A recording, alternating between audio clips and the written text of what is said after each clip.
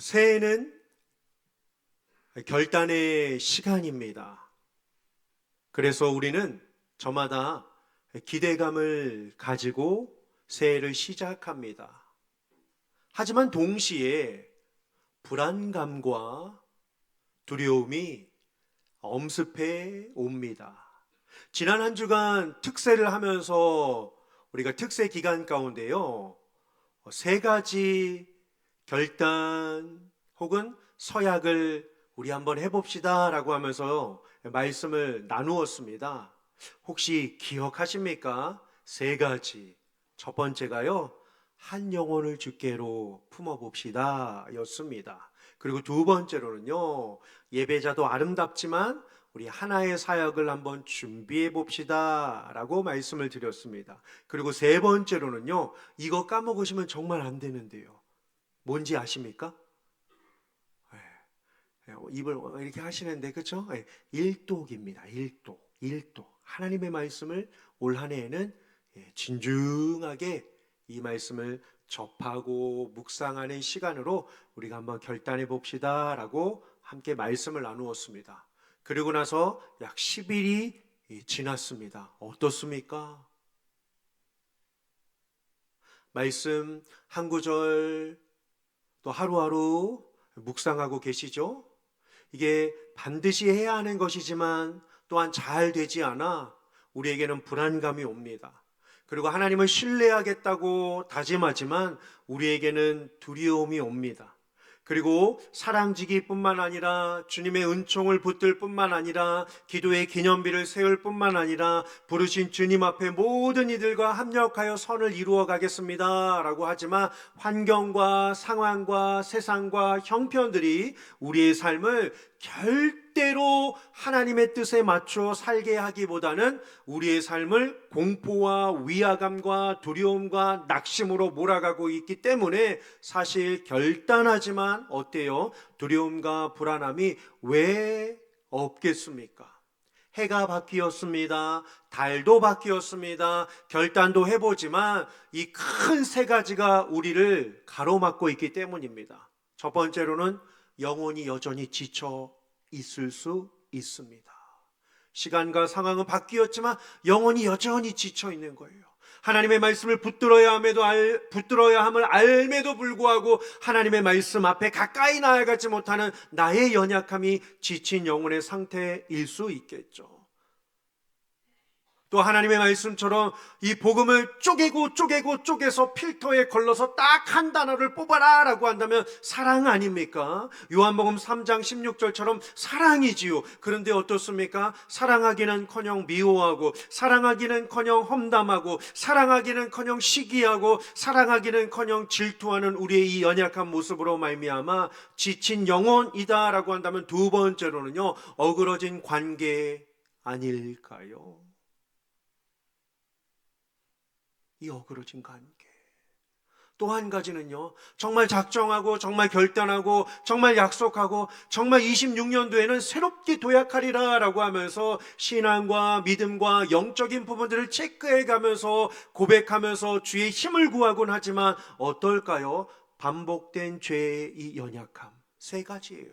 그렇죠? 지친 영혼, 어그러진 관계, 그리고 반복된 이 죄의 연약함들이 우리의 삶을 흔들어 놓을 때가 얼마나 많이 있는지 모릅니다. 그럴 때마다 우리는 이러한 생각을 하죠. 주님이 정말 나를 사랑하시는 게 맞나? 주님이 정말 나를 부르신 게 맞나? 주님이 나를 사용하실 것이 맞나? 라고 하는 그러한 두려움과 작지 않은 의심의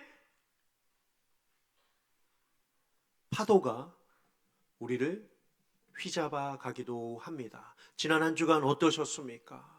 영적으로 풍성한 삶을 누리셨습니까? 하나님과의 아름다운 관계를 가지셨습니까? 말씀의 충만한 은혜를 누리셨습니까? 심령마다 찬양의 기쁨으로 고백하며 사셨습니까? 아니면 기도에 무릎을 꿇으면서 주의 은혜를 구하면서 은혜 충만한 시간을 보내셨습니까? 물론 그러한 시간들도 있겠지만 또 그렇지 못한 우리의 연약함이 왜 없겠습니까? 하지만 오늘 본문 말씀을 보시면 그러한 연약한 모습에 빠져있는 우리를 향하여 하나님은 어떻게 해요? 결코 포기하지 않고 뭘 하실까요? 부르고 계시는 분이심을 오늘 말씀해 주고 있습니다. 본문을 제가 저와 여러분들이 함께 같이 합독을 하셨는데요. 본문이 뭐였죠? 본문의 내용이 뭐였죠? 제가 대독해 드리겠습니다. 내가 그의 길을 보았은즉 그를 고쳐줄 것이라. 그를 인도하며 그와 그를 슬퍼하는 자들에게 위로를 다시 얻게 하리라. 아멘. 세 가지의 부르심의 목적이, 하나님의 부르심의 목적이 세 가지로 57장 18절에 기록되어 있습니다. 첫 번째로요, 화면을 한번 보실까요? 하나님은 우리의 모든 길을 다 어떻게 해요? 보시고 부르시는 분이시다라고 말씀합니다. 우리의 길을 다 보신대요. 다 보신대요. 하지만 참 부끄럽지 않습니까? 하나님의 부르심은 우리의 숨겨진 실패와 연약함을 모르고 부르시는 분이 아니십니다.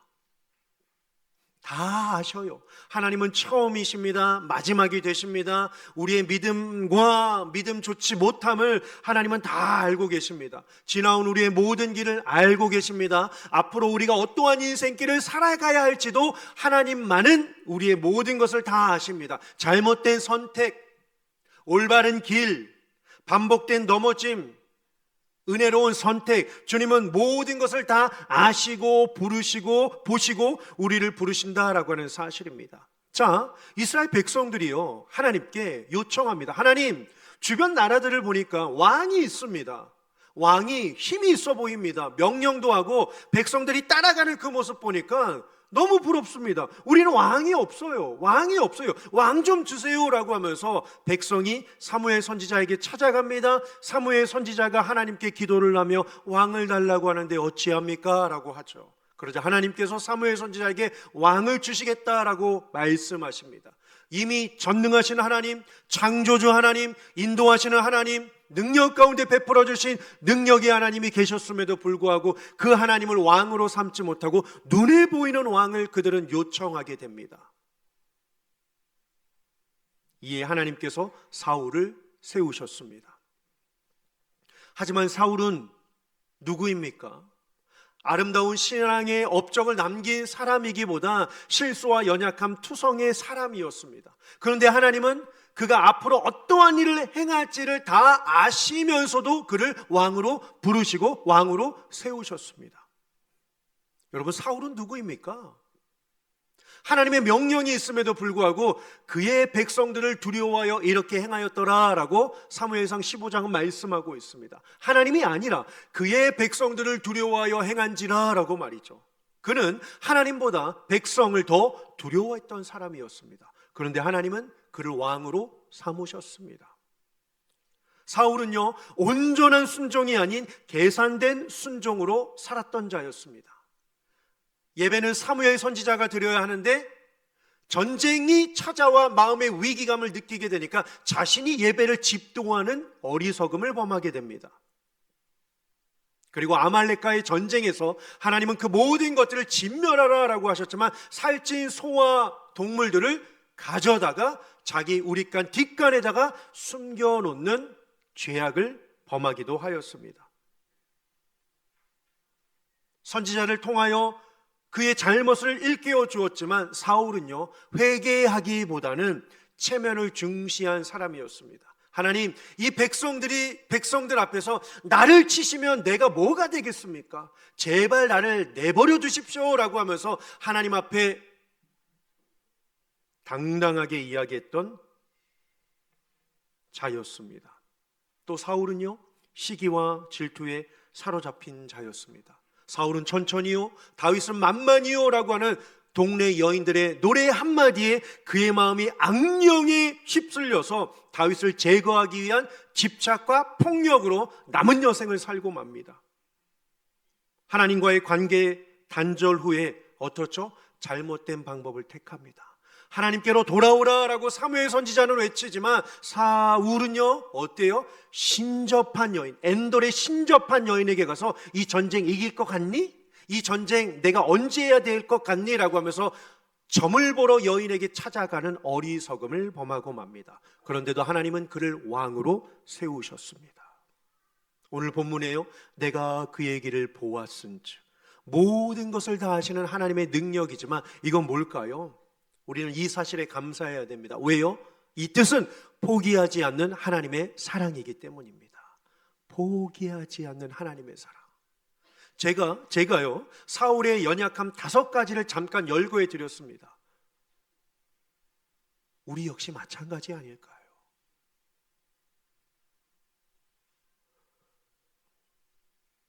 어쩌면 우리가 사울보다도 더 큰 죄를 짓는 어리석은 자들 아닐까요? 그런데 하나님은요, 모든 것을 다 아심에도 불구하고 택하여 세우신 것처럼 우리 역시 마찬가지입니다. 다짐하지만, 계획하지만, 약속하지만, 혹은 서원서약하지만 무너지는 우리의 모습에 하나님은 얼마든지 실망하시며 마음 아파하실 수 있지만 우리를 끊지 않으시고 버리지 아니하시고 포기하지 아니하시는 그 하나님의 사랑을 늘 기억하며 감사하며 살아가시는 저와 여러분들이 되시기를 주님의 이름으로 축원합니다. 주님은요 그의 길을 보았은즉이라고 하시는데요, 여러분 잘 보십시오. 보고 어떻게 하실까요? 여러분, 하나님은요 그냥 관찰자가 아니십니다. 참 이 구절이 은혜가 되는 이유가 무엇이냐면, 내가 그의 길을 보았은즉, 하나님께서 뭘 하신다고 하죠? 그를 고쳐줄 것이라. 왜? 그를 고쳐줄 것이라 라고 이야기를 하고 있습니다. 고쳐준대요. 고쳐준대요. 마치 의사와 환자의 모습을 한번 대입해 보실까요? 의사와 환자의 모습이요, 환자가 아무리 중한 질병을 가지고 있다라고 할지라도 옆에 같이 앉아있는 환자는 냄새가 난다고 코를 막고 그 모습이 흉측하다라고 하면서 보지를 않습니다. 그런데요, 의사는요 어떻죠?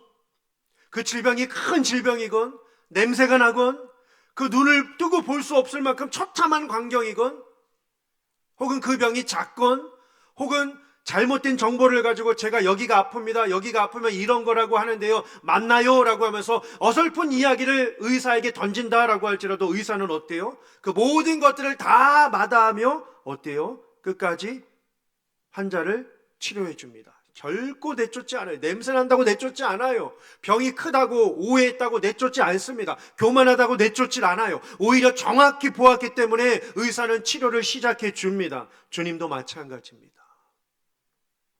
우리가 잘 아는 예수님의 제자 가운데 베드로가 있습니다. 그런데 그는 예수님을 3번 부인했습니다. 그리고 부활하신 주님이 베드로에게 찾아가셔서 베드로를 부르셨습니다.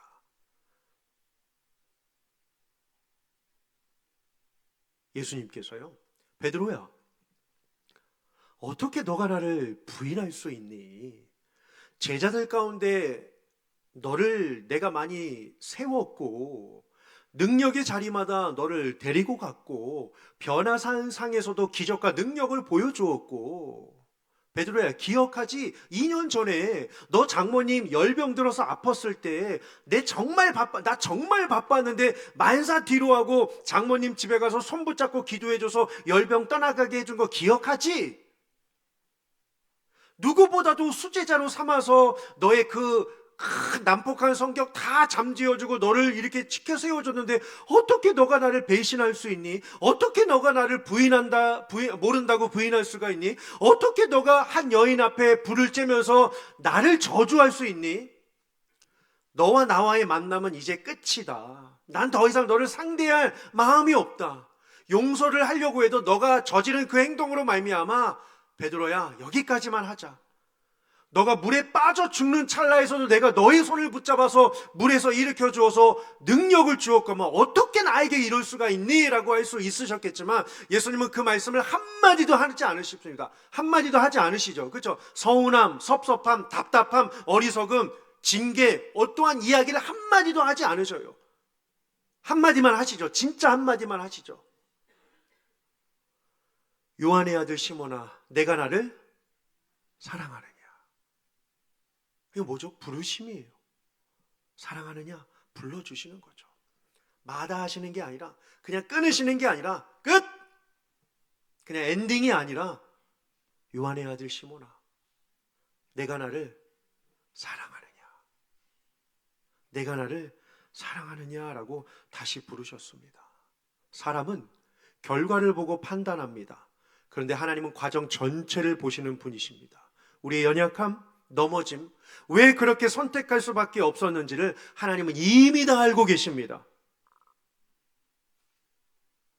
하나님은 오해하지 않으십니다. 우리는 자신을 정죄하기보다 하나님이 이미 알고 계심을 신뢰해야 합니다. 부족하지만 끝까지 나를 사랑해 주시는 마음을 붙들며 살아야 합니다. 새해가 시작되었습니다. 하지만 자신의 연약함으로 혹시 힘들어하고 계시지는 않으십니까? 숨지 마십시오. 십자가 밑에 다 내려놓으십시오. 하나님께서 회복과 은혜를 더하여 주실 줄 믿습니다. 이에 새해는 자격으로 사는 해가 아니라 은혜로 사는 해가 되시기를 주님의 이름으로 축원합니다. 두 번째로요, 화면 한번 보실까요? 하나님은 어떻게 해요? 고치시고 인도하려고 부르시는 분이십니다. 하나님은 부르신 후에 방치하지 않으시는 분이십니다. 여러분, 이 부르심, 이 콜링, 여기 보시면 홀리 콜링이라고 써여 있는데요, 그냥 부르심이 아니죠. 이 거룩한 이 부르심, 이건 뭘까요? 부르심의 본뜻은요, 두 가지를 담고 있습니다. 치유와 앞으로의 삶에 대한 인도하심입니다. 부르심은요, 다시요, 치유해 주시려고 부르시는 거고요, 앞으로의 삶을 인도해 주시려고 부르시는 거예요. 쟁망이 아니라, 진노가 아니라, 끝이 아니라 회복, 치유와 앞으로의 삶을 인도하기 위한 부르심이다라고 하는 사실입니다. 오늘 본문을 보십시오. 그를 고쳐줄 것이며 그를 인도하며, 그를 고쳐줄 것이며 그를 인도하며 라는 말씀입니다. 이건 내면의 상처 회복뿐만 아니라 삶의 방향성을 회복하는 의미를 담고 있는 말씀입니다. 하나님은 단순한 위로가 아닌 삶의 길을 새롭게 하시는 분이십니다. 만약에 다리가 부러졌다고 생각해 봅시다. 기부스만 한다고 될까요? 아니요. 기부스를 풀르고 난 뒤에는 뭘 해야 되죠? 회복을 위한 재활과 방향 훈련이 필요합니다. 마찬가지예요. 하나님께서도 우리의 상처를 고쳐주실 뿐만 아니라 다시 길을 걸어갈 수 있도록 부르시고 인도해 주시고 회복해 주시는 사랑의 하나님이십니다. 우리가 잘 알고 있는 다윗, 어때요? 백성들이 다 전쟁에 나간 때였습니다. 그런데 다윗은 전쟁에 나가질 않았습니다. 뭘 하죠? 낮잠을 잡니다. 낮잠을 다 자고 나서 옥상에 올라갑니다. 왜요? 기도하려고요. 하나님, 우리 전투 잘하게 하옵소서. 우리 장군들 안전하게 하옵소서. 백성들 많이 죽지 않게 하옵소서. 기도하러 올라갔을까요? 아니요. 거닐며 산책하려고요. 백성들은 지금 전쟁을 벌이고 있는데 다윗 왕은 낮잠을 잡니다. 기도하기에도 부족한 그 판에 낮잠을 자고 위에 올라가서 산책을 했단 말이죠. 그런데 산책하다가 사탄이 얼마나 교활한지 몰라요. 다윗의 시선에, 생각의 마음에 뭘 꽂죠? 욕망과 욕정을 꽂게 됩니다. 그 장군 우리아의 아내 밧세바가 목욕하고 있는 그 모습이 그의 모습에 싹 캐치가 되죠. 그 모습을 보고 들끓는 정욕을 억제할 수가 없어서 그 여인을 붙잡아 와요. 그리고 그 여인에게 몹쓸 짓을 하고 큰 죄를 범하고 맙니다. 이에 나단 선지자의 책망과 가르침으로 다윗은 하나님 앞에 바짝 엎드려 회개를 하죠. 이에 하나님께서 그의 죄를 친히 용서해 주셨습니다. 다윗이 뭐라고 하죠? 정결한 마음을 내게 주옵소서. 주의 성령을 내게 거두지 마옵소서. 다윗조차도요, 하나님의 도우심 없이는 저는 방황하고 방탕할 수밖에 없습니다 라고 하면서 하나님 앞에 고백을 하게 됩니다. 그러자 하나님께서 그를 다시 세우십니다. 이스라엘의 백성을 인도하는 왕으로 삼아 주시게 됩니다. 우리도 마찬가지죠. 우리의 육신의 연약함, 이 영혼의 정결함을 끝까지 어떻게 이루어낼 수 있겠습니까? 그래서 우리는 하나님이 필요합니다. 주의 능력이 필요합니다. 은혜가 필요합니다. 여러분, 우리의 인생에는 수많은 선택의 길이 있습니다. 하지만 하나님은 어디로 가면 생명이 있고 어디로 가면 무너질지를 정확히 누구보다도 잘 아시는 분이십니다. 우리가 보는 건 일부만 봅니다. 하지만 하나님은 끝을 보시는 분이신 줄 믿습니다. 때로는 우리가 이해되지 않는 하나님의 인도하심이 있다라고 할지라도 여러분, 하나님께서 모르셔서가 아닙니다. 우리가 아직 다 보지 못하고 있기 때문입니다. 요셉이 애굽의 종으로 팔려갔지만 그 길이 민족과 가족과 자손을 살리는 하나님의 인도하심인 줄 누가 알았겠습니까? 여러분, 하나님께서 치유해 주시면, 하나님께서 붙들어 주시면, 하나님께서 인도해 주시면 우리의 삶은 얼마든지 상상 이상으로 은혜와 능력이 임하게 될 줄 믿습니다. 엘리야 찬양대가 오늘 고백한 것처럼요, 나의 생각하는 것보다 더 들으시고 내가 기도하는 것보다 더 응답하시는 누구요? 하나님이 우리와 함께하여 주실 줄 믿습니다.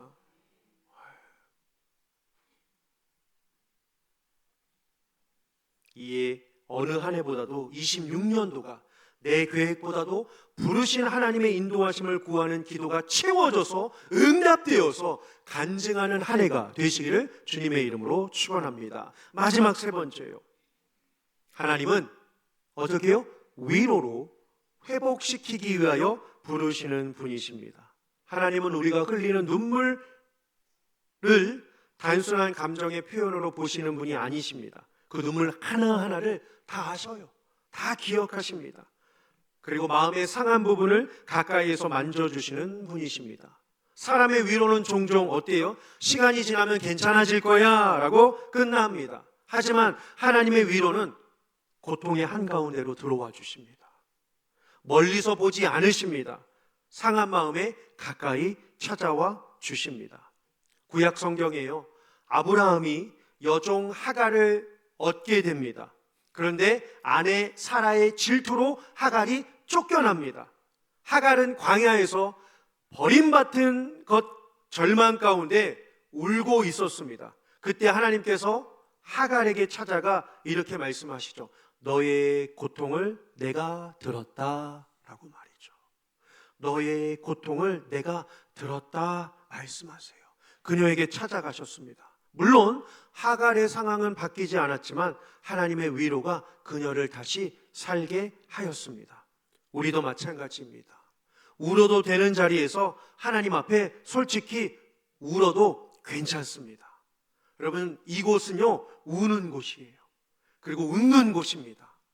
여기서 울어도 너 왜 울어? 막 이렇게 보는 사람 없어요, 여러분. 그렇죠? 행복하게 웃어도 저 정신 나간 거 아니야? 라고 그렇게 보는 사람 없습니다. 슬플 때 이곳에서 우십시오. 기쁠 때 이곳에서 마음껏 기뻐하셔도 됩니다. 감정을 억누르지 마십시오. 눈물을 기도로 바꾸십시오. 감사를 찬양으로 바꾸십시오. 하나님은 나의 아픔을 보고 계신다라고 하는 이 믿음을 붙드시기를 원합니다. 반드시 하나님께서 감정의 위로뿐만 아니라 말씀을 통하여 상한 영과 육을 다시 일으켜 주실 것입니다. 사람은요, 상황의 소리에 마음을 빼앗깁니다. 그런데요, 하나님은 어떻게 해요? 말씀으로 우리의 시선을 바꾸어 가십니다. 그렇죠? 사람은요, 세상과 상황의 소리에 마음이 엄청 흔들리고 빼앗깁니다. 근데 하나님은요, 말씀으로 우리의 시선을 바꾸시는 분이다라고 하는 것입니다. 하나님의 위로 뭘까요? 야, 그거 아무 일도 아니야. 아니죠. 아닙니다. 하나님의 위로가 뭘까요? 내가 너와 함께하노라. 임마누엘입니다. 내가 너와 함께하겠다라고 하는 약속입니다. 구약의 선지자 엘리야를 아십니까? 갈멜산에서 승리하고 나서 영적인 침체가 와서 뭐라고 하죠? 생일을 저주합니다. 죽기를 갈망했습니다. 그러나 하나님은 그를 책망하지 않으셨습니다. 먹이셨습니다. 쉬게 하셨습니다. 그리고 조용한 음성으로 말씀하셨습니다. 결국 말씀의 위로로 엘리야는 사명을 다시 회복하게 되었습니다.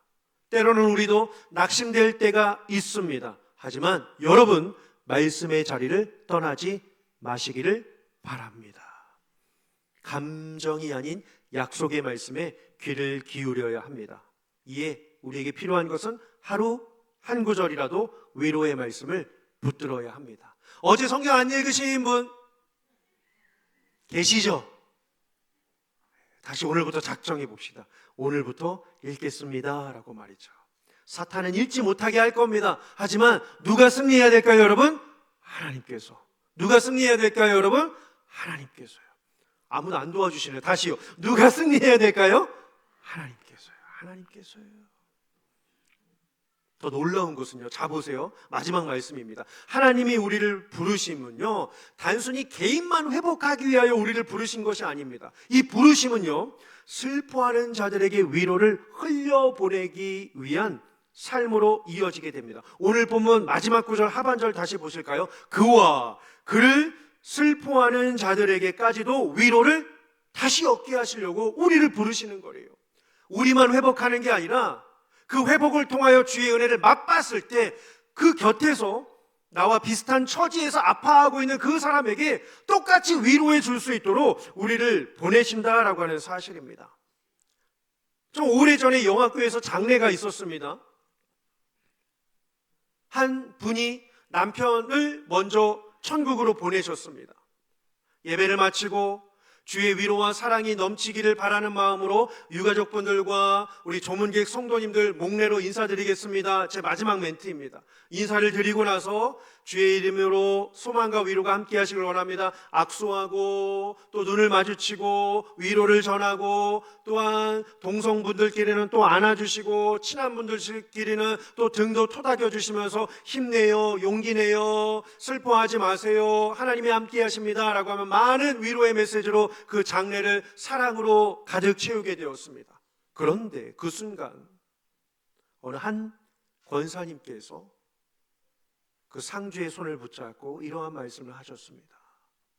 권사님, 나도 남편을 몇 해 전에 천국에 보냈는데 몇 해 동안 너무 힘들었어요. 그런데 그게 잘 채워지지 않았는데 한 가지의 음성을 주님께서 저에게 주셨는데 이걸 깨닫고 나니 제 마음이 그 이후로부터 평안하게 되었습니다 하시는 거예요. 장례가 조용해졌습니다. 그러면서 그 권사님의 한마디가 바로 이거였어요. 예수님이 제 남편이 되셨습니다 라고 말이죠. 예수님이 제 남편이 되셨습니다 라고 하니까 그 이야기에 상주 권사님께서 눈물을 팡팡 흘리셨어요. 앞으로 어떻게 살지? 누가 나를 인도해 주지? 누가 나를 붙들어 주지? 누가 나를 도와주지? 은행도 남편 없이는 못 갔는데, 이거 사는 것도 남편 없이는 못 샀는데, 어디 가는 것도 남편이 인도해 줘서 갔는데, 앞으로 자녀들 어떻게 돌볼까? 어떻게 살아야지? 나도 내 몸이 좋지 않은데. 근데 그 권사님이 그 위로의 한마디예요. 주님이 내 남편이십니다.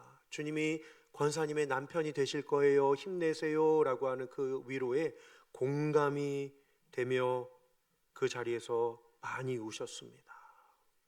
그렇습니다. 하나님은 상처 입은 자를 고치실 뿐만 아니라 또 다른 상처 입은 자의 손이 되게 하십니다. 하나님은 우리의 눈물을 닦아주실 뿐만 아니라 우리 곁에서 눈물 흘리고 있는 자의 눈물을 닦아줄 수 있는 손이 되게 하십니다. 상처가 없다면 얼마나 행복할까요? 하지만 말씀을 준비하다가 이러한 문구를 만들어 보았습니다. 새해에는 하나님께서 우리 모두를 상처 없는 사람으로 부르시는 것보다 위로를 흘려보내는 사람이 되게 하옵소서라고 말이죠. 상처가 없을 수 없어요. 하지만 위로를 흘려보낼 수는 있지 않겠습니까? 저마다 겪었던 아픔이 누군가에게는 하나님의 위로가 되는 통로가 될 줄 믿습니다. 바울은 이렇게 고백합니다. 고린도후서 1장 4절입니다. 우리의 모든 환난 중에서 첫 번째로요, 우리를 위로해 주신대요. 그리고요, 끝이 아니죠. 어떠한 초인적인 힘을 주시냐면요, 우리로 하여금 성경에 원래 이렇게 나와야 되는데요. 영화교회로 하여금, 그죠? 네? 영화교회로 하여금, 우리로 하여금 하나님께 받는 위로를 가지고요, 모든 환난 중에 있는 자들을 어떻게요? 든든히 어떻게 할 수 있게 한대요? 위로하게 해줄 수 있대요.